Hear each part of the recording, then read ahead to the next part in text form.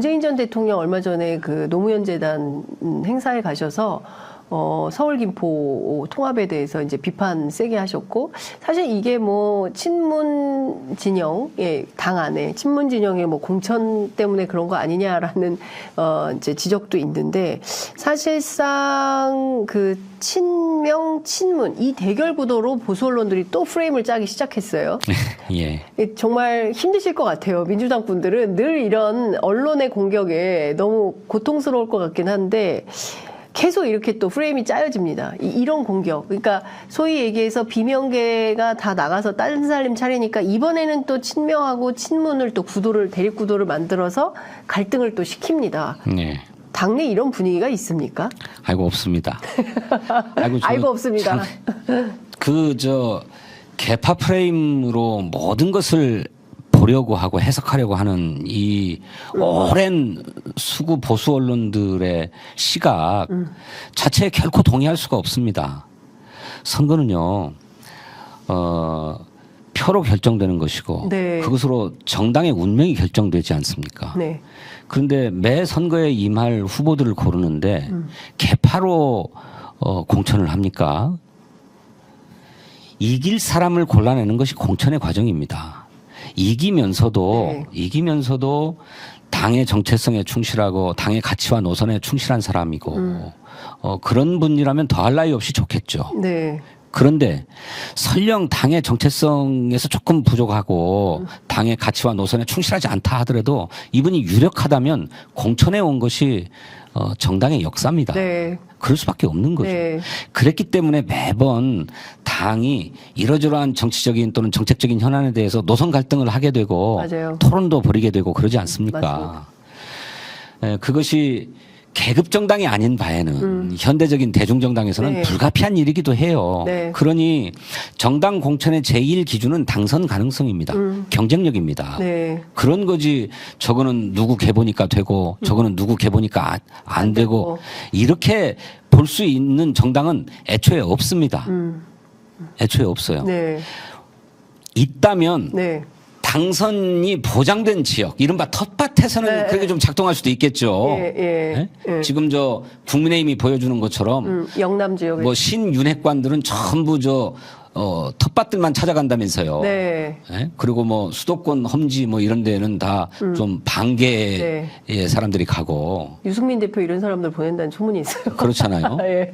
이제 그래서 무슨 호남의 우리 지역구에서 막 누가 막 어쩌다더라라고 한다면 또 좀 생각해볼 여지가 있을지 모르겠는데 네. 그런 게 아닌 지역에서 자꾸 그런 얘기들을 하는 것은, 그리고 또 막 전면적으로 그런 것도 아니고 특정 지역 어느 한 지역에 몇 후보가 거론되는 것만 가지고 무슨 막 친명 친문 대전이라고 그러고 네. 뭐 공천 갈등이라고 임종석 그러고 실장 지역구를 가지고 지금 막 그렇게 붙는 거 그거 하나 가지고 그러는 거잖아요. 예. 네.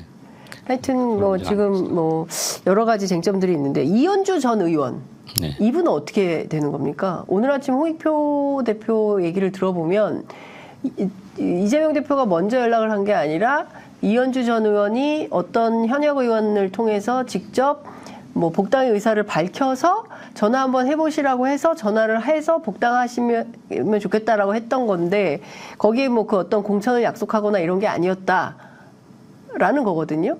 그러니까요. 저도 언론 보도를 보고 이제 알았는데 네. 달리 취재해 본 바는 없습니다. 근데 그것도 뭐 복당 시켜줄 테니까 해라가 아니라 네. 복당 하시려면 하시라라고 했다고 하고, 그러면 당은 복당 심사 절차가 있습니다. 아, 그냥 하겠다고 해서 바로 받아주는 게 아니에요? 그렇습니다. 뭐 지도부가 약속을 한 거라면 모르겠는데, 예, 그러면 특별 결의로 뭐 복당을 허가할 수도 있겠지만, 통상적인 절차는 복당 심사를 거칩니다. 그리고 이제 국회의원 출신이니까 네. 중앙당 복당심사위원회에서 심사를 하겠지요. 네. 그 불어될 수도 있어요? 불어될 수도 있죠. 오. 예. 불어될 수도 있죠. 예. 저는 뭐 개인적으로는 네. 이현주 의원의 복당이 바람직하지 않다고 생각합니다. 아, 이현주 전 의원의 복당에 바람직하지 않다. 나는 반댈세. 이런 거네요. 왜 그렇게 보십니까? 이현주 의원이 네. 윤석열 정권의 실정에 대해서 날카롭게 비판했고 또 누구보다도 그분의 발언이 언론에 보도되는 게 많아서 영향력이 큰 정치인처럼 비친 측면은 있습니다. 네. 그런데 그것은 네. 그 진영에 몸담고 있으면서 진영 내부를 비판하니까 주목받은 것이지 그 진영을 떠난 상황에서는 민주당의 누구라도 그런 얘기들을 하고 있는데 네. 크게 주목받습니까? 오히려 민주당에 몸담고 있을 때 주목받으려면 당 내부를 비판해야 주목받습니다.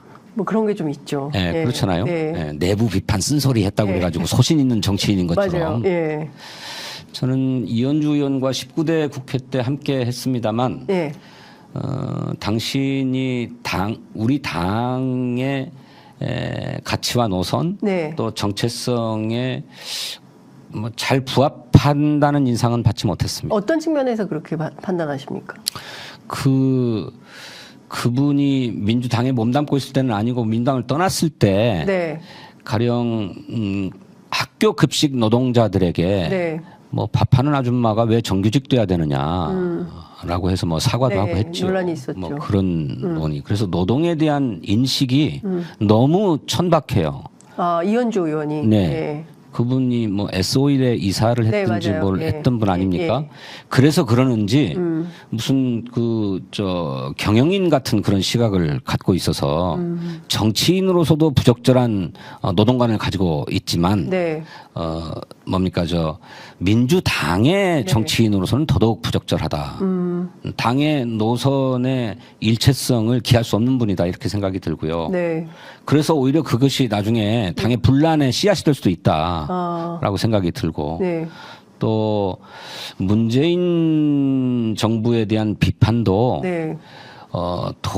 그러니까 정확한 비판이 아니고 도를 벗어난 과도한 비판들을 너무 많이 했어요. 친문 패거리 정치 뭐 이런. 그렇죠. 네. 뭐 친문 패권이나 뭐 친윤 패권이나 똑같다 막 이렇게 얘기를 하고 있는데 도대체 어떤 패권이 있어서 그렇게 주장을 하는 것인지 그것도 동의하기 어렵고요. 네. 이제 그렇게 이현주 의원의 행적이나 과거의 언행들을 보면 네. 지금 당장은 뭐 윤석열 정권을 아프게 지적해서 쓰임새가 좋다고 생각할지 모르지만 네. 선거가 끝나고 전국을 운영해야 되는 상황이 오면 네. 당에 큰 짐이 될 수 있다. 저는 그렇게 생각합니다. 이현주 전 의원이 당에 큰 짐이 될 수 있다. 네. 그러면 이재명 대표가 오판한 겁니까? 이재명 대표가 오판이 아니라 또 이제 이재명 대표가 네. 구체적으로 이현주 의원하고 어떻게 얘기를 나누셨는지는 좀 들어봐야 될 바지만 네. 그냥 언론에 소개된 대로 복당하시려면 하시라 하고 아무것도 약속한 게 없다는 거잖아요. 네. 공천이든 또는 심지어는 복당 여부조차도 네. 약속한 게 아니라 복당 심사를 받게 될 것처럼 얘기를 하셨다고 그래요. 그러니까 약속된 게 없는 거죠. 그래서 그렇게 스피커가 큰 정치인이 네. 민주당에 힘을 실으면 뭐 반윤석열 전선 네. 또 윤석열 정권 심판론을 강화하는 데 도움이 되겠다라고 하는 실용적 판단을 했을 수는 있지만 그거 외에 다른 고려는 없었던 것 같다. 그런데 막상 그 문제가 수면으로 올라와서 알려지니까 네. 그것 외에 달리 고려돼야 될 지점들이 뭐 저만 해도 그런 점들을 지적하고 있는 것 아닙니까? 네. 그러니 복당 여부를 결정할 때에는 아직 본인이 신청한 것도 아닙니다만은 네. 여러 가지로 고려돼야 할 바들이 많이 있을 거다 이렇게 생각합니다. 이 정도 판단이라면 이현주 전 의원 복당 신청 안 할 수도 있겠네요. 그렇겠죠. 뭐가 뭐 보장되지 않으면 하겠습니까? 하지 않겠죠. 예, 그렇습니다. 그러니까 지금 이현주 전 의원 입장에서는 지금 뭐 개혁신당 제3지대에서도 사실은 불협이 있어서 들어가지 않거나 못하거나 한 상황이고 네. 그리고 또 민주당에 오려고 했으나 또 민주당에서도 또 상황이 이렇다면 굉장히 정치적으로 어려운 상황이 될 수도 있겠네요. 다른 제3지대 정당하고도 이미 교섭이 있었던 모양이죠? 예, 교섭이 있었던 걸로 아는데 잘 안 됐던 걸로 그래요. 전해집니다. 그러니까 뭐 정치 낭인도 아니고 여기저기 손벌려보고 타진해보고 자기가 어디에 좀 설 수 있을까 자기 입지를 찾고 모색하는 과정이구만요. 네. 뭐 하여튼 뭐 이런저런 기자들 사이에서는 다양한 네. 의견들이 돌고 있다는 말씀 드리겠습니다. 네. 자, 시간이 이제 다 마무리돼서 끝으로 제가 이것 좀 여쭤보겠습니다. 민주당이 현역 물갈이는 좀 소극적인 거 아니냐. 그러니까 민주당의 원외 입장에서 보자면 진입 장벽이 여전히 높고 민주당은 현역 중심이다. 이런 비판이 있습니다. 어떻게 생각하십니까? 이제 뭐 현역이라서. 원수가 많으니까 그러겠죠. 근데 이제 저희들은 네. 기왕에 시스템 공천을 확립하면서 인위적인 물갈이에서는 이제 벗어났습니다. 선거 때마다 그 물갈이의 폭을 가지고 뭐 각 정당들이 서로 경쟁하듯 했는데 네. 그러다 보니까 무리한 물갈이들 네. 또 납득하기 어려운 뭐 교체, 후보 교체들 이런 것들이 있었고 그것이 당을 오히려 멍들게 하고 조직력을 약화시켜 왔지요. 네. 그래서 시스템 공천을 확립해서 이 시스템에 입각해서 걸러내야 될 사람들은 확실하게 걸러내고 하자 이렇게 되어 왔죠. 그래서 저희들은 크게 두 가지 단계를 거치지 않습니까? 일단 현역이든 현역이 아니든 후보 검증 단계를 거쳐야 돼. 자격 심사. 예. 예. 예전에는 이게 예비 후보 자격 심사여가지고 아주 기계적인 과정이었는데 이제는 아예 공직 후보자 자격 심사로 강화되었습니다. 네. 그래서 자격 심사를 통과해야 되고 이 자격 심사에 걸리면 뭐 현역이 아니라 현역 할아버지라도 안 되는 거고요. 네. 두 번째로는 현역 의원에 대해서는 의정활동 평가를 합니다. 네. 평가를 해서 예전에는 하위 20% 또는 뭐 10%를 네. 아예 공천 배제했죠. 네. 근데 이게 너무 가혹하다. 가혹하고 그러다 보니까 현실적으로 지역구에서 경쟁력을 갖고 있는 정치인들의 무소속 출마 네. 이것으로 오히려 우리 표가 분열되고 그래서 선거에 타격을 주는 상황이 왔기 때문에 네. 그러지 말고 감산을 크게 하되 경선할 수 있는 기회를 주자. 그래서 본인의 판단으로 그쯤 됐으면 내가 이제 불출마할게 하든지 네. 요구할 아니면 수 있게. 예. 그럼에도 불구하고 그냥 경선을 해보겠다고 하든지 네. 해서 기회는 주어서 그런 인위적인 물갈이에 대한 거부감이나 저항 네. 이걸 최소화하자라고 했고 그 감산을 이번에 폭을 더 크게 한 것 아닙니까? 네. 하위 그렇죠. 10% 그러니까 적어도 17명 네. 정도 되는 분들에게 대해서는 컷오프 자기 얻은 점수의 30%를 30%가 감산해야 돼요. 계산하는 거죠. 그런데 이제 상대 후보가 만약에 정치 신인이라고 하면 네. 그분은 15%인가 가산점을 또 받게 돼요. 가산점이 있죠. 예. 이렇게 저렇게 합치면 얼마의 페널티를 받게 됩니까? 그러네요. 예. 그렇게 되는 거고. 또 하위 이 10%에서 20% 사이에 있는 분들은 네. 자기 점수의 20%를 감산하도록 돼 있어요. 네. 그러니까 상당한 폭의 물갈이는 이 시스템 공천 상황에서도 네. 의정활동 성적이 좋지 못하고 주민들로부터 좋은 평가를 못 받는 의원들은 걸러내도록 되어 있다. 그거는 시스템 공천의 결과로 나타나게 될 것이고 또 그것을 다 통과했어도 네. 경선 과정에서 또 의외의 변수들이 있을 수 있으니까 네. 현역 의원들이 늘 승리한다는 보장은 없는 것이니 누가 살아올지 봐야 되겠네요. 봐야 된다. 예. 예. 봐야 된다. 예. 지금 의원님 지역구는 경선 지역구입니까? 그건 모르겠습니다. 이제 오늘부터 면접 심사를 하게 되는데 예. 면접을 해가지고 예. 저희 당 당규에는 현역 의원의 경우는 원칙적으로 신인이 있을 경우 경선하도록 돼 있어요. 원칙적으로. 네. 그런데 이제 경선을 해보나 마나 이제 후보의 우열이 너무 심해서 네. 무의미하다. 그리고 그렇게 해야 공연이 전력 낭비다. 네. 할 때에는 단수 공천을 할 수 있는 예외적인 길은 열어두었습니다. 네. 그러니까 20%의 여론조사. 여론조사 격차가 그렇게 네. 벌어진다든가 네. 또 공천 심사의 점수 차이가 막 20점, 30점씩 막 나가지고 네. 뭐 이게 해볼 필요도 없다. 해볼 필요도 없다. 뭐 감이 안 된다. 뭐 네. 이런 네. 평가를 네. 받으면 네. 단수 공천할 수 있도록 돼 있는데 네. 저희 지역에는 네. 신인 후보가 한 분 있습니다.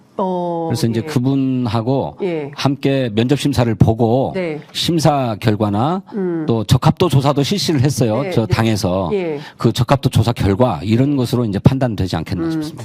이재명 대표도 오늘 면접을 보시다고 그러세요? 그러시군요. 그러니까 당 대표도 면접을 보고 의원님은 언제 보십니까? 저는 내일 2월 1일 날 봅니다. 2월 1일 날. 예. 네. 긴장되시겠어요. 몇 년 만에 면접입니까? 그러죠. 그 굉장히 긴장되는 일. 예. 예. 이재명 대표도 경선하시는 건가요, 그러면? 거기에 저 당내 후보가 있나요? 글쎄, 제가 몰라가지고 여쭙습니다. 계양 의뢰 뭐 다른 후보가 있을 것 같지 않은데요. 당대표 있는 데는 안 갑니까? 그 당대표하고 용기 있게. 게임이나 된다고 생각하겠습니까? 그러게요. 예. 네. 동작을 나경원 국민의힘 나경원 의원이 있는 전 의원이 있는 지역구인데 네. 추미애 전 장관을 투입할 가능성이 있다 이런 보도가 지금 나왔습니다. 예, 그거는 도대체 어디에서 관측해서 그런지 모르겠는데 네. 총선 기획단은 사실상 문을 닫은 것 같고요. 네.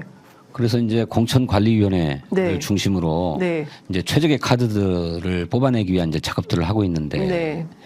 그런 전략 단위에서 그런 뭐 여러 가지 가능성을 놓고 타진도 해보고 모색도 하는 것이야 정당에서 늘 있는 일이죠. 네. 그런데 구체적으로 그런지 어쩐지는 제가 뭐 알지 못합니다. 네. 알겠습니다. 지금 어쨌든 서대문 지역도 우상호 전 대표가 불출마 선언했지 않습니까? 전략공천 지역. 예, 저기도 전략공천 지역구인데 여기는 누가 가게 될까요? 그 이재명 대표 측근인 모경종 전 당대표 비서실 차장, 전수미 정책위원회 부의장, 뭐 이런 분들이 출마하게 됩니까? 누군지 잘 모르겠는. 글쎄 이제 본인들은 막 확 출마하고 싶기도 하겠지만 네. 이 아시는 것처럼 지금도 계속되고 있는데 인재 영입이 계속되고 있지 않습니까? 네, 맞습니다. 예. 인재 영입 이렇게 몇 년을 보니까 굉장히 좋은 분들이 민주당에 합류해주고 계셔서 네. 이분들이 다 비례대표에 나갈 수 없는 만큼 경우에 따라서는 지역구에 배치되기도 하고 또 그 지역의 지역 주민들의 요구나 네. 또 그 지역 주민들이 희망하는 정치인 상에 부합하는 분들이 있다면 그런 영입 인재들도 투입할 수 있을 거라고 생각해요. 네. 그러니 그냥 거론되고 막 희망하는 사람들만을 놓고 막 판단할 문제는 아니라고 생각합니다. 네. 당의 전략이 요구되는 국면이다. 이런 말씀 좀 드리겠습니다. 아유, 무려 4분이나 넘게 제가 진행을 했네요. 1시간 넘게 함께 해주셔서 너무 감사드리고요. 끝으로 한 말씀 듣고 마무리하겠습니다. 네. 뭐 특별히 당부드릴 말씀은 오늘 이재명 대표도 이번 총선이 나라의 운명을 가르는 매우 중대한 선거다라고 하셨는데 그렇습니다. 나라의 운명이 달려있는 선거이고 또 민주당의 운명도 걸려있고 또 이재명 대표의 정치적 운명도 걸려있는 선거라고 생각합니다. 이번 선거에서 이 걷잡을 수 없는 국정의 난맥으로 인한 우리 삶의 위기 또 나라의 위기를 그만 종식하고 새롭게 희망을 만들 수 있는 나라가 될 수 있도록 우리 민주당의 관심과 성원 또 아낌없는 지지를 보내주시기를 호소하고 싶습니다. 네.